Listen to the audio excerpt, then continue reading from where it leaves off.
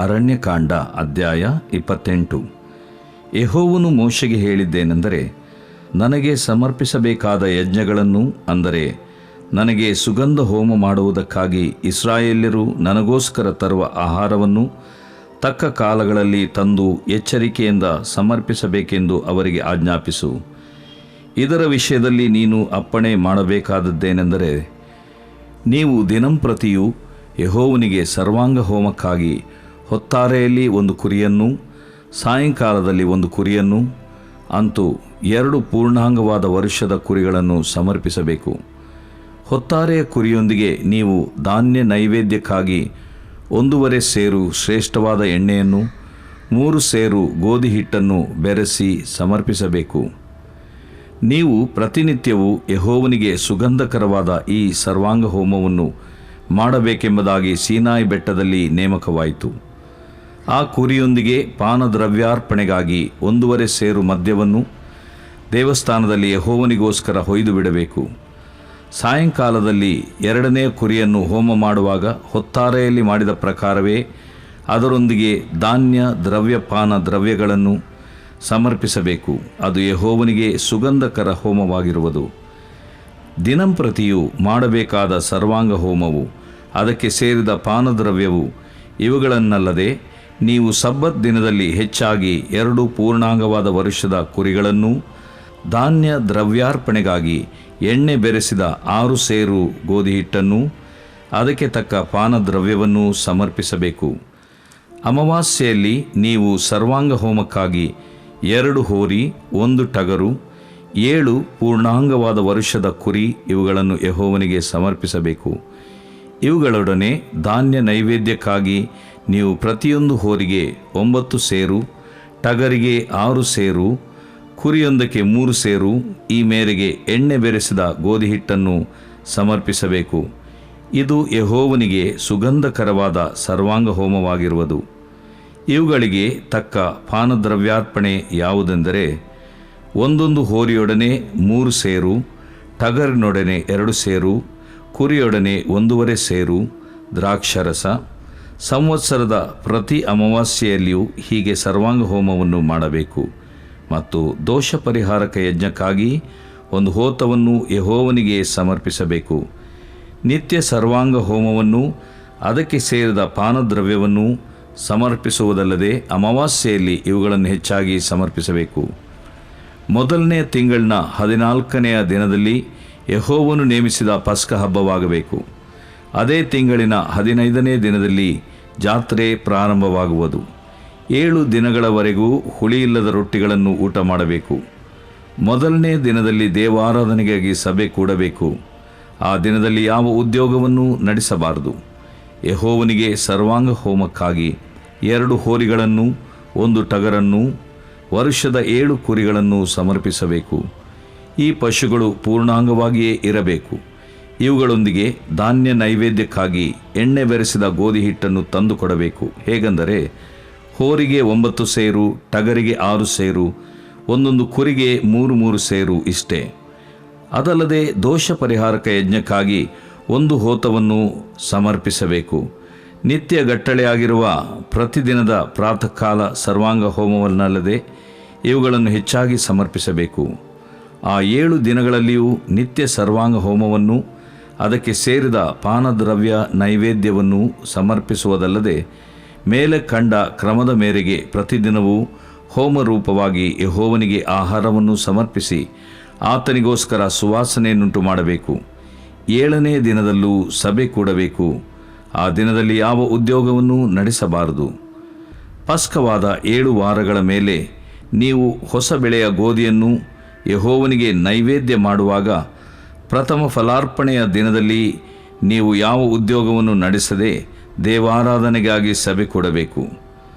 ಆ ದಿನದಲ್ಲಿ ನೀವು ಯೆಹೋವನಿಗೆ ಸುವಾಸನೆಯನ್ನುಂಟು ಮಾಡುವುದಕ್ಕೋಸ್ಕರ ಸರ್ವಾಂಗ ಹೋಮಕ್ಕಾಗಿ 2 ಹೋರಿ, 1 ಟಗರು, ವರ್ಷದ 7 ಕುರಿ ಇವುಗಳನ್ನು, ಧಾನ್ಯ ನೈವೇದ್ಯಕ್ಕಾಗಿ ಎಣ್ಣೆ ಬೆರೆಸಿದ ಗೋಧಿ ಹಿಟ್ಟನ್ನು, ಅಂದರೆ ಪ್ರತಿಯೊಂದು ಹೋರಿಗೆ 9 ಸೇರು, ಟಗರಿಗೆ 6 ಸೇರು, ಕುರಿಗೆ 3 ಸೇರು ಹಿಟ್ಟನ್ನು, ದೋಷ ಪರಿಹಾರಕ ಯಜ್ಞಕ್ಕಾಗಿ 1 ಹೋತವನ್ನು ಸಮರ್ಪಿಸಬೇಕು. ಈ ಪಶುಗಳೆಲ್ಲ ಪೂರ್ಣಾಂಗವಾಗಿಯೇ ಇರಬೇಕು. ನಿತ್ಯ ಸರ್ವಾಂಗ ಹೋಮ ಮತ್ತು ಅದಕ್ಕೆ ಸೇರಿದ ಧಾನ್ಯ ದ್ರವ್ಯ ನೈವೇದ್ಯ ಇವುಗಳನ್ನಲ್ಲದೆ ಮೇಲೆ ಕಂಡ ಯಜ್ಞಗಳನ್ನೂ ಅವುಗಳೊಡನೆ ಕೊಡಬೇಕಾದ ಪಾನದ್ರವ್ಯ ನೈವೇದ್ಯಗಳನ್ನು ಹೆಚ್ಚಾಗಿ ಸಮರ್ಪಿಸಬೇಕು.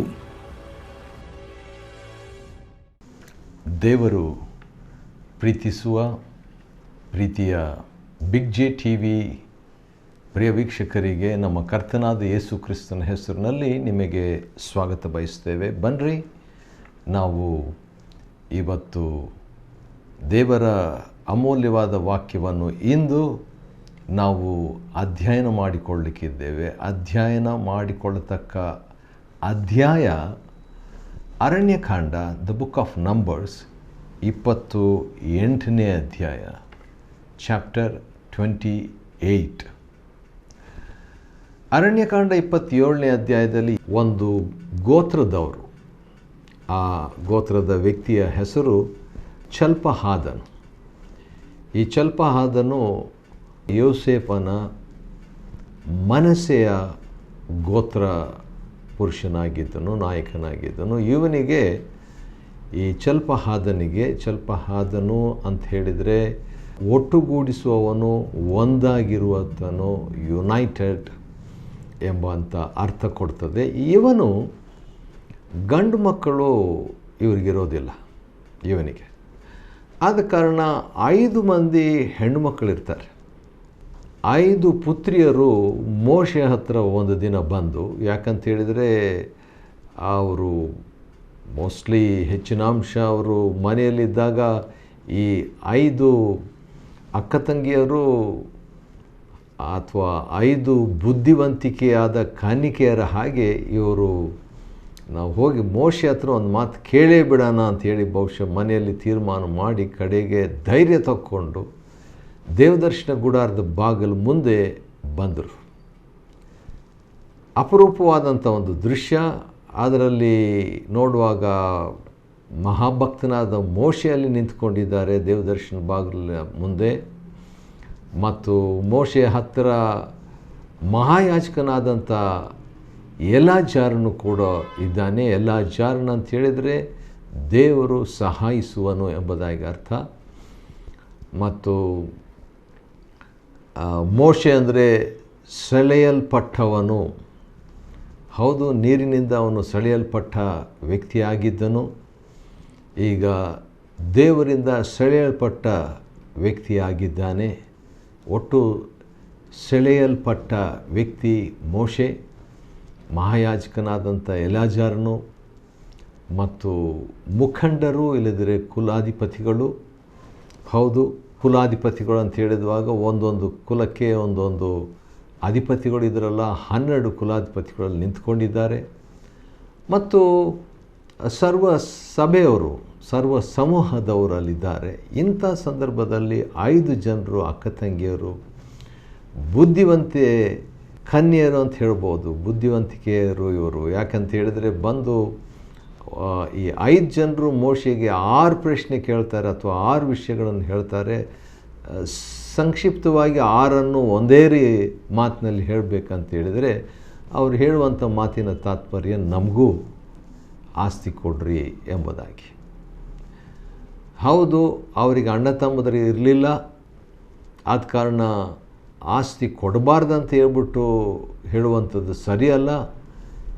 ಹೆಣ್ಮಕ್ಕಳು ಇರೋದರಿಂದ ಅವರಿಗೆ ತಂದೆ ಹೆಸರೇ ಇರಬಾರ್ದು ಅಂತ ಹೇಳುವಂಥದ್ದು ಕೂಡ ಸರಿಯಲ್ಲ ಅಂತ ಅನಿಸಿತು. ಆದ ಕಾರಣ ಮೋಶೆ ಹತ್ರ ಆ ರೀತಿಯಾಗಿ ಬಂದು ನಮಗೂ ಕೂಡ ಸ್ವಾಸ್ಥ್ಯವನ್ನು ಕೊಡ್ರಿ ಎಂಬುದಾಗಿ ಕೇಳ್ತಾರೆ.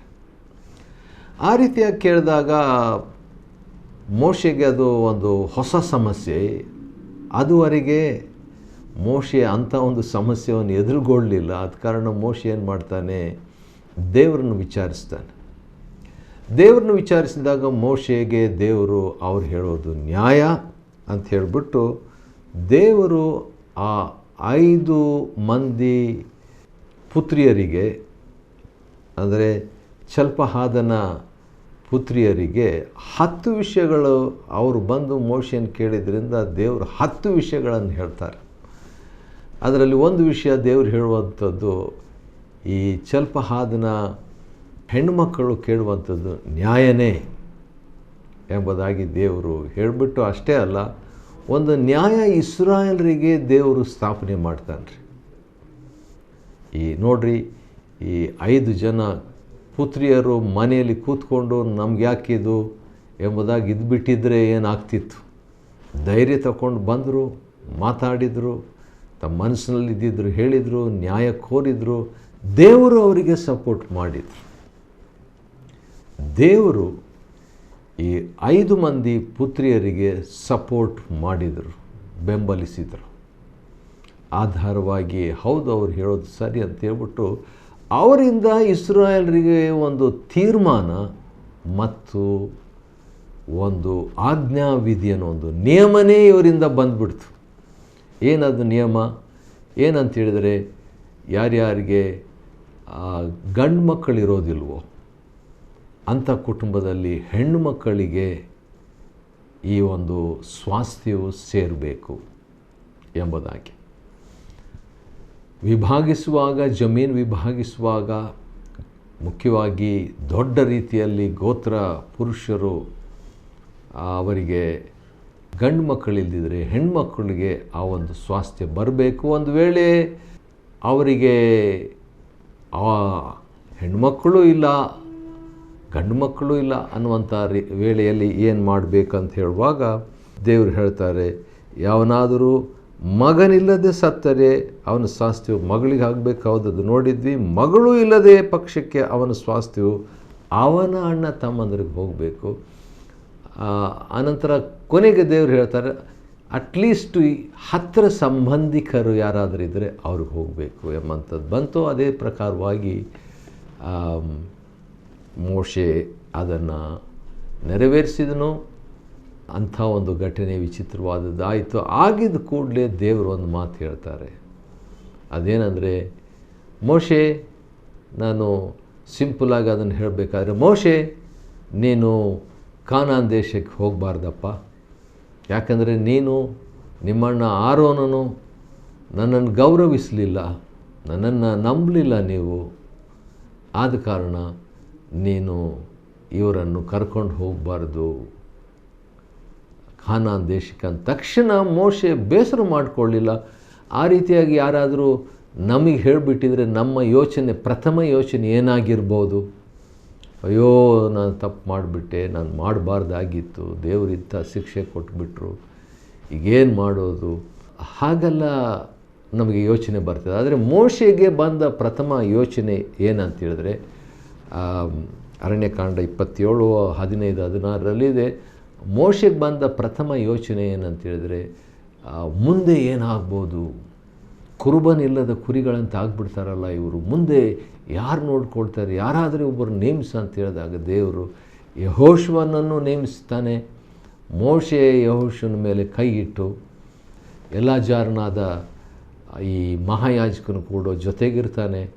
ಎಲ್ಲರೂ ಸೇರಿ ಸರ್ವ ಸಮೂಹದವ್ರ ಮುಂದೆ ದೇವರು ಹೇಳಿದ ಪ್ರಕಾರವಾಗಿ ಮೋಶೆ ತನ್ನ ಅಧಿಕಾರವನ್ನು ಯೆಹೋಶುವನಿಗೆ ಕೊಟ್ಟು ಬಿಡ್ತಾನೆ. 27ನೇ ಅಧ್ಯಾಯ ಆ ರೀತಿಯಾಗಿ ಮುಂದುವರಿತದೆ. ಆದರೆ 28ನೇ ಅಧ್ಯಾಯದಲ್ಲಿ ನೋಡುವಾಗ ನಿತ್ಯ ಸರ್ವಾಂಗ ಹೋಮವನ್ನು ಹಬ್ಬದ ದಿನಗಳಲ್ಲಿ ಹೆಚ್ಚಾಗಿ ಮಾಡಬೇಕಂತ ಯಜ್ಞಗಳನ್ನು ಕುರಿತಾದಂಥ ಒಂದು ಸಂಗತಿ 28ನೇ ಅಧ್ಯಾಯದಲ್ಲಿ ನಾವು ನೋಡ್ತೀವಿ. 28ನೇ ಅಧ್ಯಾಯದಲ್ಲಿ ಹತ್ತಿರ ಒಂದು 8 ವಿಷಯಗಳು ಅಡಕವಾಗಿದೆ.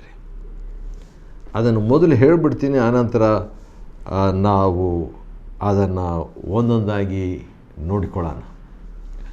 ಆ ರೀತಿಯಾಗಿ ಹೇಳೋದಕ್ಕೆ ಮುಂಚಿತವಾಗಿ ದೇವರ ಮನಸ್ಸು ಎಂಥದ್ದಾಗಿತ್ತು ಎಂಬುದಾಗಿ ನಾವು ನೋಡಿಕೊಳ್ಳುವಂಥದ್ದು ಒಳ್ಳೆಯದು. 2ನೇ ವಚನದಲ್ಲಿ ಯೆಹೋವನು ಮೋಶೆಗೆ ಹೇಳಿದ್ದೇನೆಂದರೆ, ನನಗೆ, ಅಂದರೆ ದೇವರು ಮಾತನಾಡ್ತಾ ಇರೋದು, ನನಗೆ ಸಮರ್ಪಿಸಬೇಕಾದ ಯಜ್ಞಗಳನ್ನು, ಅಂದರೆ 1, ನನಗೆ ಸುಗಂಧ ಹೋಮ ಮಾಡುವುದಕ್ಕಾಗಿ, 2ನೇದು ನನಗೋಸ್ಕರ ತರುವ ಆಹಾರವನ್ನು, ಅಂದರೆ ದೇವ್ರಿಗೋಸ್ಕರ ಅಂತ ತರುವಂಥ ಆಹಾರವನ್ನು, 3ನೇದು ತಕ್ಕ ಕಾಲಗಳಲ್ಲಿ ತಂದು, ದೇವರು ಬಯಸುವಂಥದ್ದು ನೀವೇನೇ ಮಾಡಿದರೂ, ಹಬ್ಬ ಮಾಡಿದರೂ, ಹೋಮ ಮಾಡಿದರೂ, ಸರ್ವಾಂಗ ಯಜ್ಞ ಮಾಡಿದರೂ, ಏನೇ ಮಾಡಿದರೂ ನೀವೇನು ಮಾಡಬೇಕು? ಒಂದು 3 ವಿಷಯಗಳು ಸ್ಪಷ್ಟವಾಗಿ ಹೇಳಬೇಕಾದ್ರೆ, ದೇವರಿಗೋಸ್ಕರ ಅಂತ ಮಾಡಬೇಕು. 2ನೇದು ತಕ್ಕ ಕಾಲದಲ್ಲಿ ಮಾಡಬೇಕು. 3ನೇದು ಎಚ್ಚರಿಕೆಯಿಂದ ಸಮರ್ಪಿಸಬೇಕು. ಭಾಳ ಒಳ್ಳೆಯ ಒಂದು ಮಾತು. ದೇವ್ರ ಸೇವೆ ಮಾಡುವಾಗ ಕೂಡ ನಾವು ಈ 3 ವಿಷಯಗಳನ್ನು ನೆನಪಿನಲ್ಲಿಟ್ಕೊಂಡ್ರೆ ಒಳ್ಳೆಯದು. ಯಾಕಂತ ಹೇಳಿದರೆ, ದೇವರಿಗೋಸ್ಕರ ಮಾಡುವುದೆಲ್ಲೋ ದೇವರಿಗೋಸ್ಕರವಾಗಿ ಮಾಡಬೇಕು. 2ನೇದು ಮಾಡುವುದೆಲ್ಲ ತಕ್ಕ ಕಾಲದಲ್ಲಿ ಮಾಡಬೇಕು ನಾವು. 3ನೇದು ಮಾಡುವ ಎಲ್ಲವೂ ಕೂಡ ಎಚ್ಚರಿಕೆಯಿಂದ ನಾವು ಮಾಡಬೇಕು. ಇದನ್ನೇ ದೇವರು ಅಪೇಕ್ಷಿಸ್ತಾನೆ. ಅದನ್ನು ಹೇಳಿಬಿಟ್ಟು ಆ ರೀತಿಯಾಗಿ ಆಜ್ಞಾಪಿಸಂಥ ದೇವರು ಮೋಶೆಗೆ ಹೇಳಿಬಿಟ್ಟು ಇದರ ವಿಷಯದಲ್ಲಿ ಏನು ಮಾಡಬೇಕಂತ ಒಂದು 8 ವಿಷಯಗಳು ಈ ಅರಣ್ಯಕಾಂಡ 28ನೇ ಅಧ್ಯಾಯದಲ್ಲಿ ಕೊಡಲಾಗಿದೆ. ಆ 8 ವಿಷಯಗಳು ಏನಂದರೆ, 1, ಸರ್ವಾಂಗ ಹೋಮ. ಪ್ರತಿದಿನ ದೇವರು ಸರ್ವಾಂಗ ಹೋಮ ಹೊತ್ತಾರೆಯಲ್ಲಿ ಅದನ್ನು ಸಮರ್ಪಿಸಬೇಕಂತ ಹೇಳ್ಬಿಟ್ಟು ದೇವರು ಅಪೇಕ್ಷಿಸ್ತಾನೆ. 2ನೇದು, ಅದು 4ನೇ ವಚನದಲ್ಲಿದೆ, ಸರ್ವಾಂಗ ಹೋಮ ಪ್ರತಿದಿನ, ದಿನಂಪ್ರತಿ ಸರ್ವಾಂಗ ಹೋಮ ಸಮರ್ಪಿಸಬೇಕು. 2ನೇದಾಗಿ 5ನೇ ವಚನದಲ್ಲಿ ಧಾನ್ಯ ನೈವೇದ್ಯವನ್ನು ಸಮರ್ಪಿಸಬೇಕಂತ ದೇವರು ಅಪೇಕ್ಷಿಸ್ತಾನೆ. 3ನೇದು 7ನೇ ವಚನದಲ್ಲಿ ಪಾನ ದ್ರವ್ಯಾರ್ಪಣೆ ಅದನ್ನು ಕೂಡ ದೇವರು ಅಪೇಕ್ಷಿಸ್ತಾರೆ. 4ನೇದು 10ನೇ ವಚನದಲ್ಲಿ ಅರಣ್ಯಕಾಂಡ 28 10ನೇ ವಚನದಲ್ಲಿ ದೇವರು ಅಪೇಕ್ಷೆ ಪಡುವಂಥದ್ದು ಸಬ್ಬತ್ ದಿನ ಆಚರಿಸ್ಬೇಕಂತ. 5ನೇದಾಗಿ 11ನೇ ವಚನದಲ್ಲಿ ಅಮಾವಾಸ್ಯೆಯಲ್ಲಿ ಅಂತ ಹೇಳ್ಬಿಟ್ಟು, ಯಾಕಂದರೆ ಹಳೆ ಒಡಂಬಡಿಕೆಯಲ್ಲಿ ದೇವರು ಈ ರೀತಿಯಾಗಿ ನಿಯಮಗಳನ್ನು ತನ್ನ ಜನರಿಗೆ ಕೊಟ್ಟಿದ್ದರು. 15ನೇ ವಚನದಲ್ಲಿ ದೋಷ ಪರಿಹಾರಕ ಯಜ್ಞವನ್ನು ಸಮರ್ಪಿಸಬೇಕಂತ ಹೇಳ್ಬಿಟ್ಟು 6ನೇದು. 7ನೇದಾಗಿ 16ನೇ ವಚನ ಭಾಳ ಗ್ರ್ಯಾಂಡಾಗಿ ಆಚರಿಸ್ತಕ್ಕಂಥ ಪಸ್ಕ ಹಬ್ಬ, ಅದನ್ನು ಕೂಡ ನೀವು ಆಚರಿಸಬೇಕು ಅಂತ ದೇವರು ಅಪೇಕ್ಷೆ ಪಡ್ತಾರೆ. ಮತ್ತು 26ನೇ ವಚನದಲ್ಲಿ 8ನೇ ಒಂದು ಹಬ್ಬ ಅಥವಾ ಆಚರಣೆ, ಅದೇನೆಂದರೆ ಹೊಸ ಬೆಳೆಯ ಗೋಧಿಯನ್ನು ಯೆಹೋವನಿಗೆ, ಅಂದರೆ ಪ್ರಥಮ ಫಲಾರ್ಪಣೆಯ ಒಂದು ಹಬ್ಬ, ಅದನ್ನು ಕೂಡ ಮಾಡಬೇಕಂತ ದೇವರು ಅಪೇಕ್ಷೆ ಪಡ್ತಾರೆ. ಈ 8 ವಿಷಯಗಳು ಕೂಡ ಈ 28ನೇ ಅಧ್ಯಾಯದ ಅರಣ್ಯಕಾಂಡದಲ್ಲಿ ಅಡಕವಾಗಿದೆ. ಇದನ್ನೆಲ್ಲ ದೇವರು ಯಾಕೆ ಹೇಳಿದರು? ಇದರಲ್ಲಿ ಉದ್ದೇಶ ದೇವ್ರದ್ದು ಏನಾಗಿತ್ತು? ಮತ್ತು ದೇವರು ಯಾಕೆ ಹೇಳಿದ್ದನ್ನೇ ಮತ್ತೆ ಈಗ ಉದಾಹರಣೆಗೆ 1 ಸೇರು ಅಥವಾ 2 ಸೇರು ಅಥವಾ 6 ಸೇರು, ಈ ರೀತಿಯಾಗಿ ಎಷ್ಟು ದಿನಗಳು? 7 ದಿನಗಳವರೆಗೂ ಇದು ಇರಬೇಕು. ಹೀಗೆಲ್ಲ ದೇವರು ನಿಯಮಗಳನ್ನು ಮತ್ತು ಮಾರ್ಗದರ್ಶನವನ್ನು ಕೊಡ್ತಾಯಿದ್ರು. ಮೊದಲನೇ ದಿನದಲ್ಲಿ 18ನೇ ವಚನ, ದೇವಾರಾಧನೆಗಾಗಿ ಸಭೆ ಕೂಡಬೇಕು ಮತ್ತು ಆ ದಿನದಲ್ಲಿ ಯಾವ ಉದ್ಯೋಗವನ್ನು ನಡೆಸಬಾರ್ದು. ಇದು ಮತ್ತೆ ರಿಪೀಟ್ ಆಗಿದ್ರೆ, ಉದಾಹರಣೆಗೆ ಇಲ್ಲಿ ಸಬ್ಬತ್ ದಿನ ನೋಡುವಾಗ ಅಥವಾ 26ನೇ ವಚನ, ಈಗ ತಾನೇ ನಾನು ಹೇಳಿದ್ದು 18ನೇ ವಚನದಲ್ಲಿ ಏನಂತ, ದೇವಾರಾಧನೆಗಾಗಿ ಸಭೆ ಕೂಡಬೇಕು, ಆ ದಿನದಲ್ಲಿ ಯಾವ ಉದ್ಯೋಗವನ್ನು ನಡೆಸಬಾರದು. ಅರಣ್ಯಕಾಂಡ 28:18. ಆದರೆ ಅದೇ ರೀತಿಯಾಗಿ ದೇವರು 25ನೇ ವಚನದಲ್ಲಿ ಹೇಳಿದ ಮಾತನ್ನು ಗಮನಿಸ್ರಿ. ಅದೇನಂತ ಹೇಳಿದ್ರೆ, 7ನೇ ದಿನದಲ್ಲೂ ಸಭೆ ಕೂಡಬೇಕು, ಆ ದಿನದಲ್ಲಿ ಯಾವ ಉದ್ಯೋಗವನ್ನು ನಡೆಸಬಾರದು. 26ನೇ ವಚನದಲ್ಲಿ ಇದು ಇನ್ನೊಂದು ಹಬ್ಬ, ಇದು ಪಸ್ಕವಾದ ಮೇಲೆ ವಾರಗಳ ಮೇಲೆ 7 ವಾರಗಳಾದ ಮೇಲೆ ಈ ಪ್ರಥಮ ಫಲಾರ್ಪಣೆ ಮಾಡ್ತೀವಲ್ಲ, ಆ ದಿನದಲ್ಲಿ ನೀವು ಯಾವ ಉದ್ಯೋಗವನ್ನು ನಡೆಸದೆ ದೇವಾರಾಧನೆಗಾಗಿ ಸಭೆ ಕೊಡಬೇಕು. ಈ ರೀತಿಯಾಗಿ ಮತ್ತೆ ಮತ್ತೆ ದೇವರು ಒಂದು ವಿಷಯವನ್ನು ರಿಪೀಟ್ ಮಾಡ್ತಾ ಇದ್ದಾರೆ. ಅದೇನಂತ ಹೇಳಿದ್ರೆ, ದೇವಾರಾಧನೆಗಾಗಿ ಸಭೆ ಕೊಡಬೇಕು, ಯಾವ ಉದ್ಯೋಗವನ್ನು ಮಾಡಬಾರದು.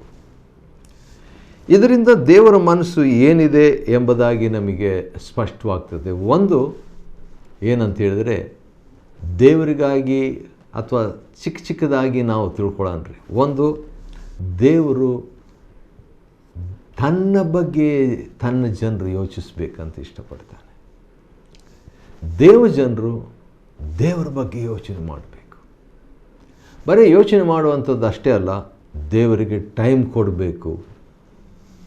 ದೇವರಿಗಾಗಿ ಮೀಸಲಾಗಿರುವ ಸಮಯವನ್ನು ಪ್ರತ್ಯೇಕಿಸಿಕೊಳ್ಬೇಕು. ಈ ಪವಿತ್ರ ಅನ್ನುವಂಥ ಪದದ ಮೂಲ ಅರ್ಥ ಪ್ರತ್ಯೇಕ. ದೇವರಿಗಾಗಿ ಪ್ರತ್ಯೇಕಿಸಲ್ಪಡುವುದೇ ಪವಿತ್ರತೆ. ಆದ ಕಾರಣ ನನ್ನ ಜನರು ನನಗೋಸ್ಕರವಾಗಿ ಪ್ರತ್ಯೇಕವಾಗಬೇಕು. ಅಷ್ಟೇ ಅಲ್ಲ, ದೇವರು ಇನ್ನೊಂದನ್ನು ಕೂಡ ಅಪೇಕ್ಷೆ ಪಡ್ತಾನೆ, ನಾನು ಹೇಳಿದ ಸ್ಥಳದಲ್ಲಿ ಕೂಡಿ ಬರಬೇಕು. ಇಲ್ಲ ನಾವು ನಮ್ಮ ಮನೆಯಲ್ಲಿ ನಾವು ಪ್ರೇಯರ್ ಮಾಡ್ಕೊಳ್ತೀವಿ, ಹಾಗಲ್ಲ. ನಮ್ಮ ಮನೆಯಲ್ಲಿ ನಾವು ಯಜ್ಞವನ್ನು ಅರ್ಪಿಸ್ಕೊಳ್ತೇವೆ, ಇಲ್ಲ. ದೇವರು ಹೇಳಿದ ಕಡೆಗೆ ಬರಬೇಕು, ದೇವರನ್ನು ಸ್ಮರಿಸಬೇಕು ಮತ್ತು ದೇವರಿಗಾಗಿ ಸಮಯ ಕೊಡಬೇಕು. ಮೂರನೇದು, ದೇವರು ಹೇಳಿದ ಕಡೆ ಬರಬೇಕು. ಯಾಕೆ ಬರಬೇಕು? ನಾಲ್ಕನೇದಾಗಿ, ಸಭೆಯಾಗಿ ಬರಬೇಕು. ಬೇರೆಯವ್ರನ್ನ ನೋಡ್ರಿ, ಬೇರೆ ದೇವಜನರನ್ನು ಭೇಟಿಯಾಗ್ರಿ, ಬೇರೆ ದೇವಜನರೊಂದಿಗೆ ಅನ್ಯೋನ್ಯತೆಯನ್ನು ಹೊಂದ್ರಿ, ಮಿತ್ರತ್ವವನ್ನು ಹೊಂದ್ರಿ, ಸಹಭಾಗಿತ್ವವನ್ನು ಪಡ್ಕೊಳ್ರಿ, ಒಟ್ಟಾಗಿ ಆರಾಧಿಸಿ. ಇಂಡಿವಿಜುವಲ್ ಆಗಿ, ಒಬ್ಬೊಬ್ಬರಾಗಿ ನಾನು ಅಲ್ಲಿ ನಾನು ಇಲ್ಲಿ ಅಂತ ಹೇಳ್ಬಿಟ್ಟು ಹಾಗಲ್ಲ, ಒಟ್ಟಾಗಿ ಗುಂಪಾಗಿ ಬರಬೇಕು ಎಂಬುದಾಗಿ. ಐದನೇದಾಗಿ, ದೇವರು ಯಾಕೆ ಈ ರೀತಿಯಾಗಿ 8 ವಿಷಯಗಳನ್ನು ಹೇಳಿದ್ದಾನೆ ಅನ್ನೋದಕ್ಕೆ ಇನ್ನೊಂದು ಕಾರಣ ಏನಂತ ಹೇಳಿದ್ರೆ, ಆ ದಿನ ಯಾವ ಕೆಲಸ ಮಾಡಬಾರ್ದು. ಇದನ್ನು ನಾವು ಯೋಚಿಸುವಾಗ ಏನು ಸೋಮಾರಿತನ ಅಂತ ಅನ್ನಿಸ್ತದೆ. ಇಲ್ಲ, ದೇವರು ಹೇಳ್ತಾರೆ, ನಿಮಗೆ ಇಷ್ಟು ದಿನ ನೀವು ನಿಮಗೋಸ್ಕರವಾಗಿ ಕೆಲಸ ಮಾಡಿಕೊಂಡ್ರಿ, ಇವತ್ತು ಕೆಲಸ ಮಾಡಬೇಡ್ರಿ. ಯಾರು ಯಾವ ಕೆಲಸ ಮಾಡ್ಬಾರ್ದು.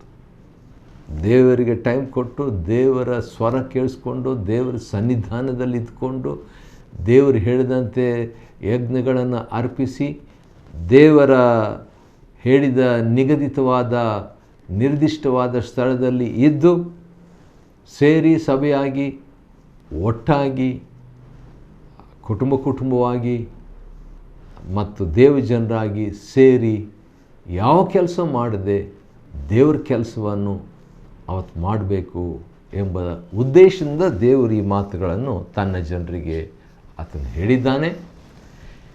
28ನೇ ಅಧ್ಯಾಯ ಅರಣ್ಯಕಾಂಡವನ್ನು ಅಧ್ಯಯನ ಮಾಡಿಕೊಳ್ಳುವಂತೆ ದೇವರು ನಮಗೆ ಕೃಪೆ ಕೊಟ್ಟದ್ದಕ್ಕಾಗಿ ದೇವರಿಗೆ ಸ್ತೋತ್ರವಾಗಲಿ. ದೇವರು ನಿಮ್ಮನ್ನು ಕೂಡ ಆಶೀರ್ವದಿಸಲಿ.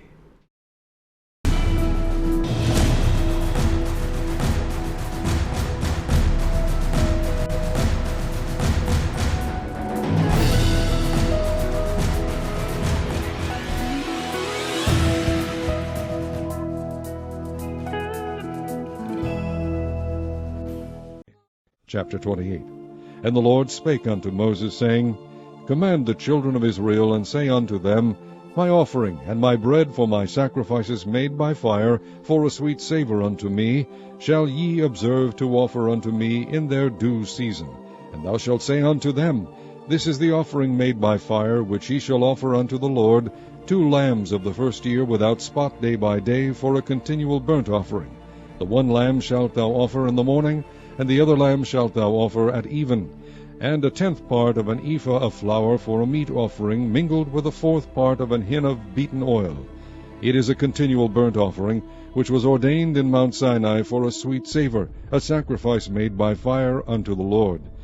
And the drink offering thereof shall be 1/4 part of an hin for the one lamb in the holy place. Shalt thou cause this strong wine to be poured unto the Lord for a drink offering. And the other lambs shalt thou offer at even, as the meat offering of the morning, and as the drink offering thereof thou shalt offer it, a sacrifice made by fire, of a sweet savour unto the Lord.